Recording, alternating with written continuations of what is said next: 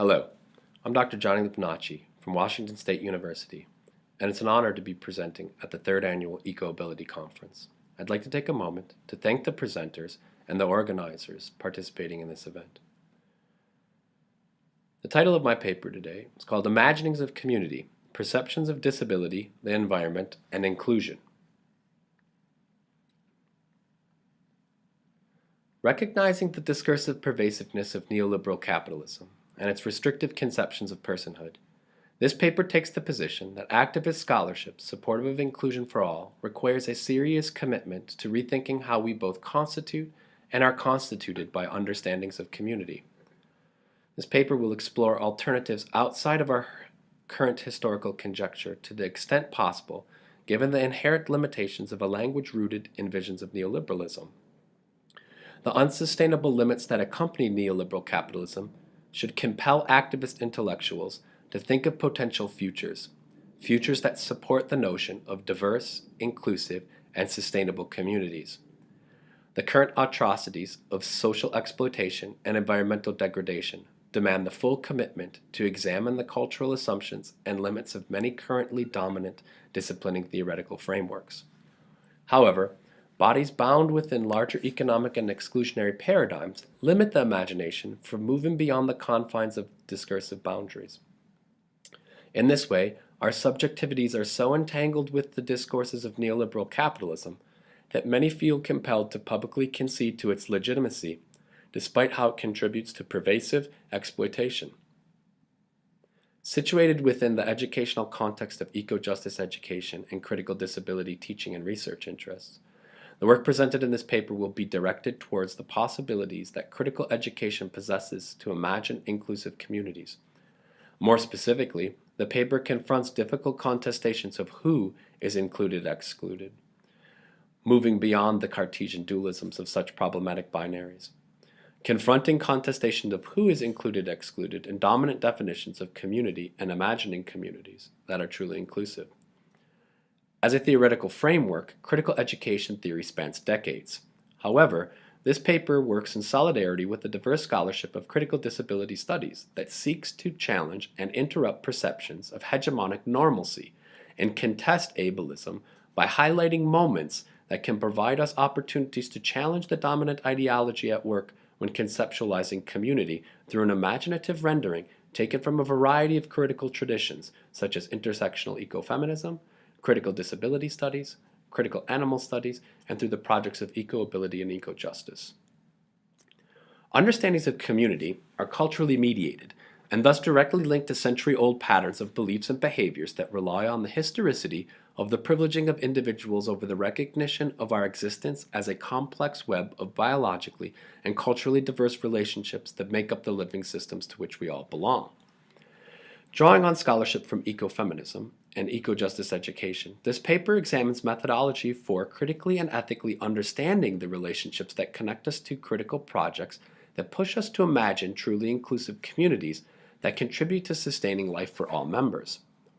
This presentation examines how humans identifying as separate from and superior to one another and everything else became a Western concept constructed within modernist discourses that prioritize the individual over community, culture over nature, and human over animal.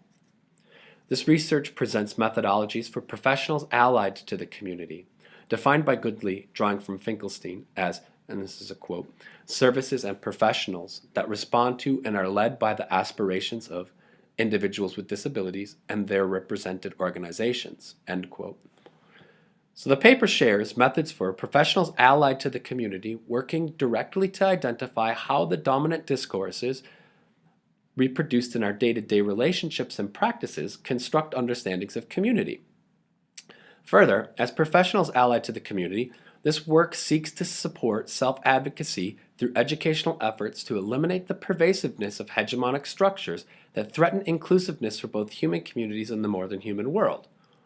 This paper draws from an eco-justice education framework to share research that involves educators and activists as potential professionals allied to the community, being asked to examine taken for granted cultural assumptions influencing how we understand community as an essential part of educational reform efforts to support truly inclusive, diverse, decentralized, and sustainable communities. This paper is an exploration of the power of imagination and discourse analysis in connection with the practice of taking unplanned excursions through local spaces, focusing on the ways in which utopian visions of diverse communities that are situational, local, and supportive of living systems offer insight into a sustainable future. This work explores how these utopian visions complement the development of a strong critical and ethical analysis of the discourses shaping the subject, and thus how we conceive community. The paper examines how eco-justice practices in teacher education through self-organized pedagogy are applied to untamed experiences had within the local that move participants beyond reality and tap into the imaginative power of unapologetically exploring what can be through deconstructing the discursive formations shaping what is. This paper is based on the a priori assumption that modern industrialized culture is so pervasive in how we think and act that reality simply reinforces the enactment of atrocities through which many people are killing each other and the planet. Yet no matter how buried beneath layers of concrete and concepts, human cultures remain of and with the relationships of mutualism that support their existence. Despite how our eyes and institutionally socialized minds tell us to isolate and hierarchize our human nature over remembering and reconnecting our ecological intelligence in tune with being part of complex sets of relationships that are always there, we tend to understand the human potential to ignore this gift in pursuit of false illusions of individual existence. And those false illusions can be overcome by the fact that we have an even greater potential to recognize and celebrate the power of mutual aid and cooperation, or to celebrate our existence as part of a diverse system that doesn't need an authority or a state that enforces dominant perceptions of normalcy to ensure survival and the right to coexist as diverse beings. Imagination and community, the theory of the dérive. Allowing for educational spaces that encourage imagination and embrace the utopian impulse fosters both formal and not so formal opportunities to explore and imagine individually and as a community not just a revolution, but re-evolutions of our everyday life. Radical departures from what is, with resulting creative spaces in which we can explore alternatives that are situational, local, and in support of living systems. In the theory of the dérive, Guy Debord describes the dérive, one of the primary situationist practices. Debord explains that the dérive is a technique of rapid passage through varied ambiances. He further clarifies, quote, "Dérive involve playful, constructive behavior and awareness of psychogeographical effects, and are thus quite different from the classic notions of journey or stroll. In a dérive, one or more persons during a certain period drop their relations, their work, and leisure activities, and all their other usual motives for movement and action, and let themselves be drawn by the attractions of the terrain and the encounters they find there. What the practice of the dérive includes is a reference point, a practice from which one is encouraged to let go and navigate place with the courage to embrace the utopian impulse while recognizing the complex interconnected systems to which we all belong. While the actual practice of the dérive physically involves taking unplanned excursions, which students often like to call wandering, the physical interactions with place, they are also excursions of the mind. In other words, they can be practices of imagining relationships as subjects disciplined by different discourses, imagining relationships that aren't framed in value hierarchies. This excursion encourages us as subjects, and we are all subjects, to explore life disciplined by something other than what is, or the mainstream, white stream, ableist discourses of human supremacy. When we engage in such pedagogies, there are opportunities to break free from the shackles of what is supposedly our realities and shatter the chains constraining our desires to fulfill a utopian impulse, a drive to love, care for, enjoy, and celebrate our existence, not just for us, but in ways that support the right for all living beings and future generations. When we engage in such actions of solidarity, we imagine together a very different world, and we celebrate where that world exists in each of our everyday lives. The result, re-evolutions, not just one, but the many visions of imagined revolutions. Eco-justice educators and eco-ability educators seek and sometimes carve out spaces and opportunities for us all to collaborate and build solidarity. This occurs through learning from locally horizontally organized pedagogy that inspires us to imagine and challenge current perceptions of how we understand the world. Most importantly, we take excursions or dérives that explore living in ways that are situational, local, and in supportive living systems. In such projects in which we extend beyond the limited perceptions of what is normal, or in a neoliberalized normalcy, it is essential to embrace a collective desire to imagine. I draw on this concept of imagining to validate our desire and our collective ability to live together, and to do so in such a way that allows us to equitably share the planet with each other, the more than human world, and future generations. Among all the imagining this encourages, all the planning, the sharing, the teaching, and the learning, the idea is that this will spread through the community, reconnecting us with our solidarity as we move towards collectively envisioned, truly collaborative, decentralized community. Together we give the green light to our human desires to explore our utopian impulse, the drive we have to share and experience a place, and when those places seem so few and far between, the drive for us to create them in our minds, in our art, and our songs, and our stories, and how we communicate, and then to bring them into the realm of bring them from the realm of the imagination into the world, which is never separate from imagination, but that we recognize as real, or how we define what we perceive to be normal. An eco-justice education framework and critical disability studies in education.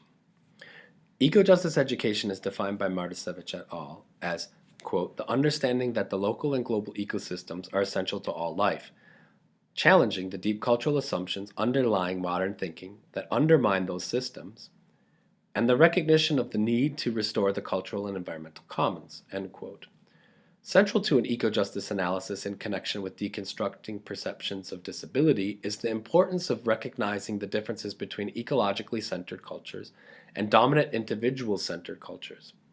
Such efforts require explicit attention to understanding the eco-social structural relationships between language, culture, and education. Understanding how language influences culture and the ways in which culture influences language is essential to understanding how we conceptualize and implement changes to what could and ought to be truly inclusive communities. Understanding the language-culture relationship opens up space within educational projects for the examination of how Western industrial culture, or the current historical conjecture, the neoliberalized subject or ableist self, has emerged from a specific set of cultural practices and historical events, as well as the need for activist educators to take action to address these deeply rooted cultural assumptions. Marticevic et al. Draw from postmodernism and ecofeminism to describe discourses of modernity as, quote, the specific set of discourses that together create our modern, taken-for-granted, value-hierarchized worldview. The critical examination of these discourses, or shared cultural meanings, is complex and allows for the multidimensional analysis of language and culture in connection with taken-for-granted assumptions regarding what is valuable, and then, by default, what becomes worthless, and how these concepts are applied. The analysis of a superior-inferior dualism, for example, culture-nature, male-female, reason-emotion, and mind-body dualisms, allow eco-justice theorists to identify a powerful group of discourses that form metaphors that dominate how we, as subjects in a modern area, interpret difference and construct meaning. Marticevic et al. Explain that these discourses of modernity consist of individualism, mechanism, progress, rationalism or scientism, commodification, consumerism, anthropocentrism, androcentrism, and ethnocentrism. Eco-justice theorists emphasize the role these discourses and their associated discursive practices play together in contributing to the socio-cultural conditions through which systems of exploitation gain and maintain power to the extent that such systems become the way it is. While eco-justice theorists have certainly hinted at the importance of interrogating the intersections of these discourses and discursive practices in connection with disability, they fail to do so explicitly. In a similar vein of research, eco-ability and critical disability scholars focus on the interconnected ways in which these discourses of modernity have and continue to impact perceptions of disability. Nocella emphasizing the importance of connecting ableism and speciesism as, quote, social constructions interwoven into society promoting civilization, normalcy, and intellectualism grounded in modernity. Defines eco-ability as, and this is a quote, the theory that nature, non-human animals, and people with disabilities promote collaboration, not competition, interdependency, not independence, and respect for difference and diversity, not sameness and normalcy. So in this paper, I'm drawing from ecofeminism, eco-justice education, and the important scholarship from the eco-ability movement, which closely intersects with critical disability studies and critical animal studies, to focus on how dominant discourses of modernity have created the very socio-cultural conditions for ableist conceptions of community to exist and even thrive. Further, this assertion hinges on the function of discourses to maintain a system of exploitation by taking a closer look at anthropocentrism, or the belief system that situates humans at the center of everything and hierarchically superior to all otherized beings. Critical animal studies scholars interrogate the ideological manifestation of anthropocentrism in relationship to humanist discourses that emerge in relationship to an ontology of being rooted in Western philosophy and science. Eco-ability scholar Sarat Collins explains, while anthropocentrism has led to the grim reality of widespread forest clearing, fish trawling, pollution, and war, combined with the deadly practices of eugenics, this ideology has produced racial segregation, mass murder, and genocide, and has led to deadly experiments on billions of humans and non-human beings. That's an end quote from Sarat Collins. Further, Collins asserts, end quote, while disability scholars have argued that ethics of the body must begin with the unstable category of disability, end quote, she suggests, quote, the category of the animal must also be considered as an inherent part of the equation, end quote. Collins states, quote, those viewed as disabled and those viewed as animal have both been figured as strange and are devalued due to the perceived biological inferiority, end quote. Eco-justice, critical animal studies, and eco-ability scholarship overlap in that they agree that neoliberalized perception of self in relationship to dominant social constructions of normal is a manifestation of anthropocentric discourses and thus can be understood and resisted through a process that I detail out later in this paper. For those of us disciplined by modernist assumptions of human superiority and privileged by dominant definitions of ability, the analysis of the aforementioned discourses allow for the examination of the relationships between our language, how we think, and our behaviors that undermine living systems. These powerful discourses contribute to the ever-growing ecological crisis, a crisis that eco-justice educators identify and understand as a cultural crisis. Without attention to such discourses, sustainability and social justice, two inseparable projects, become recursions of the same problem. The construction and maintaining of communities based on members recognized and valued based on their humanness, normalcy, and their ability to contribute to a human ableist society. Keeping the conversation going and engaging in action. Using variations of these figures and the concepts discussed in this paper to illustrate the differences between these fundamentally different ways of interpreting and understanding the world, this work engages educators, scholars, and activists, really any professionals allied to the community, in a dialogue focused on imagining community conceptualized by these two very different figures in order to explore how community can be constituted in ways that are either exclusionary, unjust, and unsustainable, or inclusive, socially just, and sustainable. More explicitly, when engaging in conceptualizing or imagining community, this work asks participants to consider how an illusion of disembeddedness supports an economic and political system based on anthropocentrism and ableism and contributes to conceptions of community. And furthermore, how an ecological understanding would and does contribute to understanding how we might explore alternatives to the cultural assumption contributing to the centric thinking that allows for so much unjust social suffering and environmental degradation. In conclusion, as professionals allied to the community, this work hopes to begin a necessary conversation for reconceptualizing how it is community is conceptualized together with and in support of self-advocacy through educational efforts to eliminate the pervasiveness of hegemonic structures that perpetuate the constituting of community through anthropocentric and ableist discourses and discursive practices. In summary, this paper draws from an eco-justice education framework and eco-ability projects to spark a dialogue that ignites and sets fire to current dominant discourses, disciplining how educators and activists, as potential professionals allied to the community, conceive of community. A fire that rages on to inspire, interrupt, and expose the injustices currently being perpetuated, even by those whose intentions are to conceive of socially just and sustainable communities, but often find themselves excluding diverse perspectives and silenced voices from how we in solidarity might come together to imagine community. It is in this spirit of inclusion, as a concept reclaimed from discourses of exclusion, or as a concept understood beyond the Cartesian dualism in which inclusion is an epiphenomenon of exclusivity, I conclude by focusing the discussion toward the difficult necessity for learning together the importance of recognizing and representing difference as the key to supporting cultural change. I truly believe that if professionals allied to the community and self-advocates together do not rethink the anthropocentric and ableist frameworks constituting Western industrial dominant conceptions of community, then we are destined to recreate the very predicament that we set out to change. Inspired by the critical disability and critical animal studies movements to liberate all human and more than human beings, I would like to employ the guiding principles of solidarity and action toward the following practical steps towards extending this discussion and fostering cultural change and activist scholarship aimed towards supporting a paradigm shift from a rational, mechanized, and human-centered thinking to discourses that are local, situational, and in support of living systems.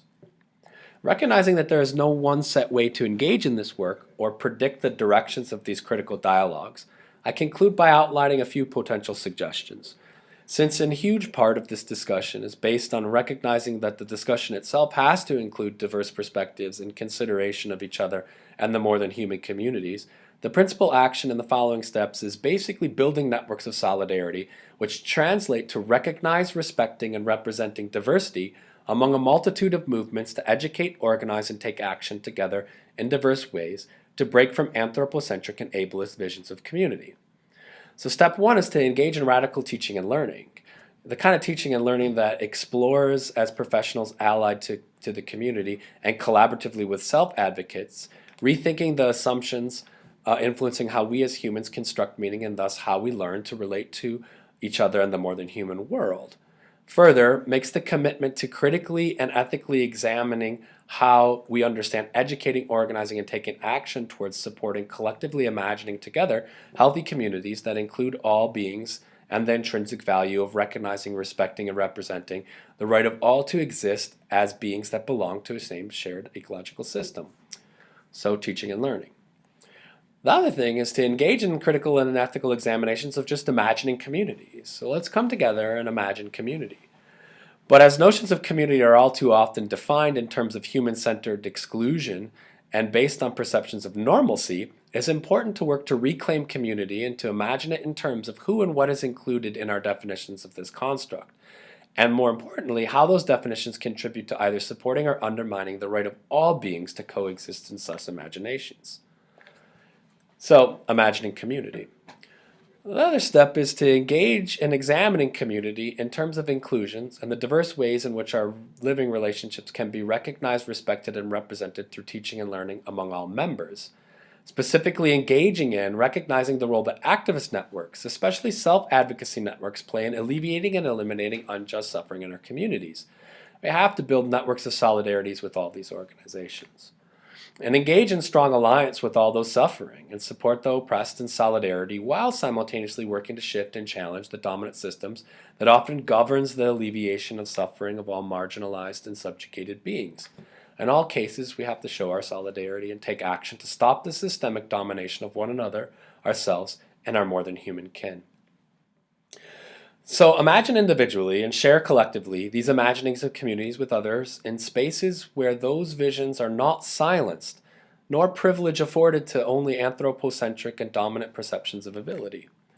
Challenge those dominant perceptions of what is normal, and imagine what could be possible. Resist all authorities of normalcy governing bodies, mind, and emotions, and reject the illusion that as human animals we are separate from and superior to each other and all living things on the planet. Learn together to listen to one another and to accept that voice doesn't all sound the same or even sometimes sound at all. That words are not the only form of communication and worth not defined by degrees of wealth or one's ability to appear as independent. In fact, independency being part of the problem here. The point is that we need to engage in relationships committed to diversity and recognizing and celebrating dependency. Communities ought to be understood as the ecological systems to which we all belong. When we learn what it is and what it means to belong without framing that understanding as human-centered and ableist, we learn to join the fight to overcome the isolating ills and exclusionary violences of Western industrial culture. Thank you.